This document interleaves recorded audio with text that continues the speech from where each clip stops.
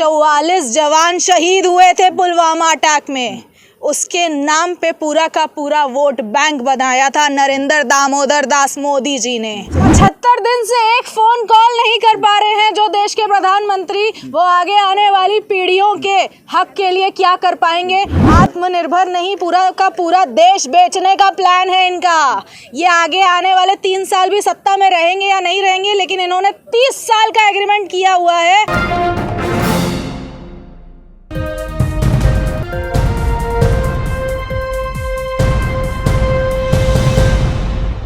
किसानों का प्रदर्शन पिछले 75 दिनों से लगातार चल रहा है। यहाँ देश के तमाम जो बुद्धिजीवी लोग हैं वो प्रदर्शन में शामिल हो रहे हैं, किसानों को समर्थन कर रहे हैं।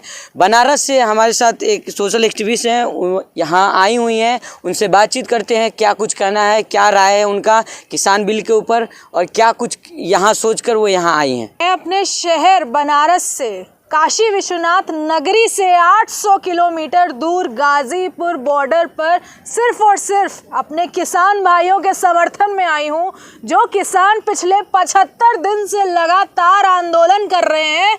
उनका हालचाल जानने के लिए भारतीय जनता पार्टी का एक भी शख्स यहाँ 75 दिन में नहीं आया, तो मैंने सोचा कि मैं ही चल के अपने किसान भाइयों का हालचाल ले लूं। जो भारतीय जनता पार्टी के नेताओं को करना चाहिए, जो इस देश के प्रधानमंत्री को करना चाहिए, वो हम सब जैसे देशभक्तों को तो करना ही पड़ेगा। लेकिन सरकार तो अडिग है ना, लेकिन बीच में सरकार ये भी कहते हैं, प्रधानमंत्री कहते हैं कि हम एक फ़ोन कॉल की दूरी पे हैं, तो ऐसा पता चलता है कि सरकार नरम तो है ही, कहीं ना कहीं नरम हुई है। 75 दिन से एक फ़ोन कॉल नहीं कर पा रहे हैं जो देश के प्रधानमंत्री, वो आगे आने वाली पीढ़ियों के हक के लिए क्या कर पाएंगे, वो तो सोचने का विषय है। पिछले 6 साल से जब से ये सत्ता में आए हैं, तब से झूठे वादों के अलावा इन्होंने कुछ भी नहीं किया है। और जिस तरह से ये कटीले तार, ये पूरा तरह से रोकने का प्लान है, किसानों को वो रोक नहीं पाएगा। कई दिन तक इंटरनेट बंद किया गया, उनके ऊपर आंसू गैस के गोले बरसाए गए, उनके ऊपर क्या क्या नहीं किया गया। सीवर का पानी से भी छिड़काव हुआ है, हम सब ने देखा है। और जिस तरह से मोबाइल पर देखते देखते हर इंसान ये सोच रहा है कि कुछ हो रहा होगा किसान आंदोलन, लेकिन जब अपनी आंखों से आप इस दृश्य को देखेंगे तो आपको ऐसा व्यतीत होगा कि आप पाकिस्तान बॉर्डर पर खड़े हैं या फिर आप अफगानिस्तान बॉर्डर पर खड़े हैं, लेकिन असल में ये गाजीपुर बॉर्डर है। लेकिन जब आय दुगनी की बात करते हैं तो फिर आपको यकीन क्यों नहीं होता है? यकीन कीजिए, एक बार लेके देखिए। वो तो कहने 1-2 साल लेके देखिए, नहीं अच्छा लगा वापस होगा। आय दोगुनी की बातें तो 15 लाख रुपए अकाउंट में आ जाएंगे, ऐसी बातें। फिर जीएसटी आ गया, फिर नोटबंदी हो गया, कितना काला धन वापस आ गया, कितने इनके वादे पूरे हो गए। मैं पूछना चाहती हूँ आप सबसे, आप ही बताइए कितने वादे पूरे किए, कैसे प्रयास तो करें, विश्वास करें। आत्मनिर्भर बनाने का भी प्रयास प्रधानमंत्री लगातार कर रहे हैं। आत्मनिर्भर नहीं, पूरा का पूरा देश बेचने का प्लान है इनका।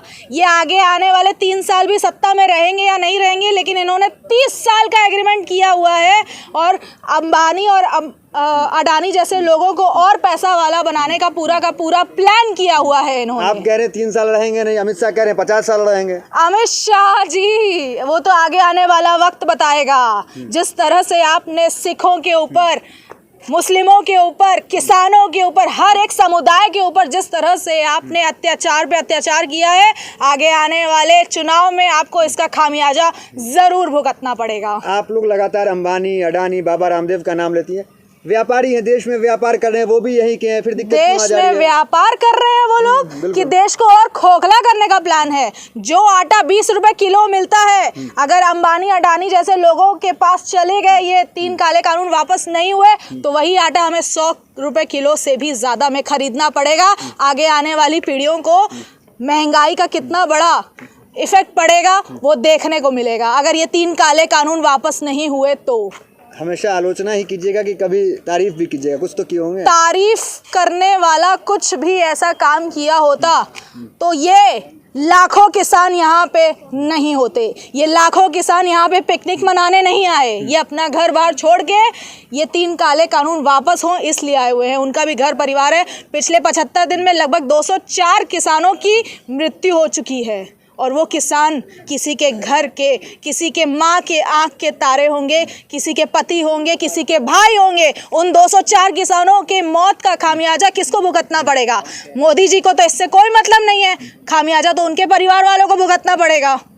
इतना मामला होता है, इतने लोग शहीद होते हैं, तो फिर मजबूरी क्या होगी सरकार की? 44 जवान शहीद हुए थे पुलवामा अटैक में, उसके नाम पे पूरा का पूरा वोट बैंक बनाया था नरेंद्र दामोदर दास मोदी जी ने। अब वो 204 किसान जो मरे हैं उनके मौत का कौन वोट हासिल करेगा? मोदी जी तो इनके हालचाल जानने के लिए एक बार भी नहीं आए।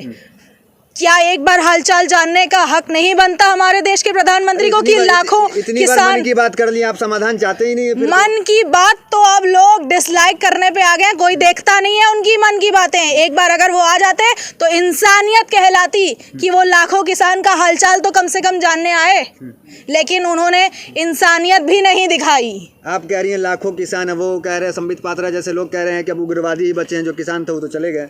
आप एक बार इस 2-3 किलोमीटर के एरिया में घूम जाइए, एक भी आतंकवादी दिखा? कितने बम फेंके गए? संबित पात्रा तो कह रहे हैं ना। संबित पात्रा कौन है? वरिष्ठ प्रवक्ता है पार्टी के। वो दलाल हैं। अच्छा, भारतीय जनता पार्टी के दलाल हैं। भारतीय जनता पार्टी एक राष्ट्रवादी पार्टी मानी जाती है ना। वो जो हमारे अन्नदाताओं को किसानों को आतंकवादी बोल सकती है। मैं आपके चैनल के माध्यम से बताना चाहती हूँ कि जो अन्नदाताओं के नहीं हो सकते, जो अन्नदाताओं को आतंकवादी बोल सकते हैं, वो खुद आतंकवादी हैं। मतलब ये क्या हुआ? आप ही सही हैं, तमाम लोग, फिर लड़ाई कैसे अच्छा, लड़ेगा? लाखों किसान, ना मेन स्ट्रीम मीडिया आपके सवाल सुन ली, ना मेन स्ट्रीम मीडिया आपके साथ, ना जितने भी मुख्य चेहरे हैं देश के। सुप्रीम कोर्ट ने सवाल सुन लीजिए, जितने भी मुख्य चेहरे हैं देश के, चाहे वो सचिन तेंदुलकर हो, चाहे वो अक्षय कुमार हो, कंगना रनौत, सचिन तेंदुलकर जी ने अपने जीवन भर की इज्जत जो कमाई थी वो एक ट्वीट की वजह से मिट्टी में मिला दी। कुछ चंद पैसों के लिए सचिन तेंदुलकर जी ने जो ट्वीट किया है हमारे अन्नदाताओं के खिलाफ, वो पूरा देश देख रहा है। और जिस तरह से इंटरनेशनल लोग भी अब समर्थन में आ रहे हैं, ये किसान आंदोलन अंतर्राष्ट्रीय बन चुका है। खुश हैं इससे आप?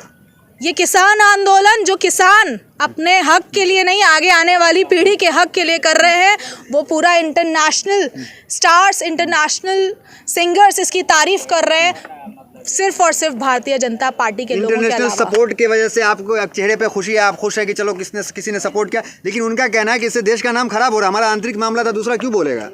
मोदी जी जब बाहर घूमने जाते हैं तो जब मोदी जी की तारीफ होती है तो वो विदेशी मामला हो जाता है। जब विदेशी लोग हमारे किसान आंदोलन के बारे में ट्वीट करते हैं तो ये हमारा आंतरिक मामला हो जाता है। तो ये तो जुमले वाली सरकार है। जब इनके पक्ष में बात नहीं होती है तो ये सामने वाले को आतंकवादी बोल सकते हैं, सामने वाले को खालिस्तानी बोल सकते हैं, सामने वाले को कुछ भी बोल सकते हैं। ये अगर इनके पक्ष में बात नहीं हुई तो।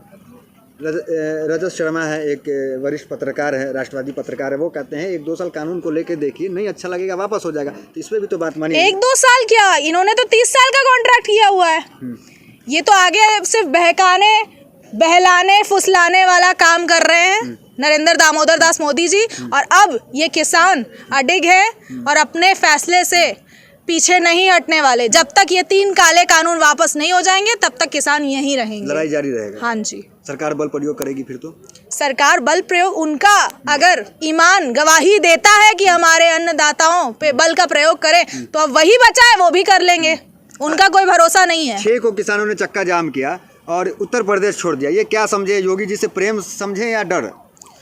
ना ही कोई डर है ना ही कोई प्रेम है। जिस तरह से 204 किसानों की शहादत हुई है, ये कभी भी प्रेम में नहीं बदल पाएगा। योगी जी की पुलिस जो है वो तो बड़ा सख्त है, शायद इसलिए डर के मारे यहाँ चक्का जाम नहीं हुआ। योगी जी की पुलिस सख्त भले ही हो सकती है, लेकिन किसान जिस तरह से 75 दिन से आंदोलन कर रहे हैं और अपने जगह से 1 इंच पीछे नहीं हुए। 26 जनवरी को पूरा का प्लान था इनका किसान आंदोलन को बदनाम करने का, लेकिन किसान अभी भी वही हैं। आप जाके देख सकते हैं। बहुत किसान आए हैं क्या? कई किसान आए हैं पूरे उत्तर प्रदेश से, पूरे हरियाणा से, पूरे उत्तराखंड से, हर जगह के किसान आए हुए हैं। से पूछ रहे, बनारस से आए हैं? बनारस के कई सारे गांव हैं जहां के किसान यहाँ मौजूद हैं। आप मिल सकते हैं। भी वहीं से आ रही हैं? हाँ जी, मैं भी यहाँ से 800 किलोमीटर दूर काशी विश्वनाथ नगरी बनारस से आई हूँ। बनारस से। सभी अहम खबरों के लिए न्यूज़ MX को सब्सक्राइब करें, साथ ही बेल आइकॉन को जरूर दबाएं। लाइक, शेयर, कमेंट करना ना भूलें।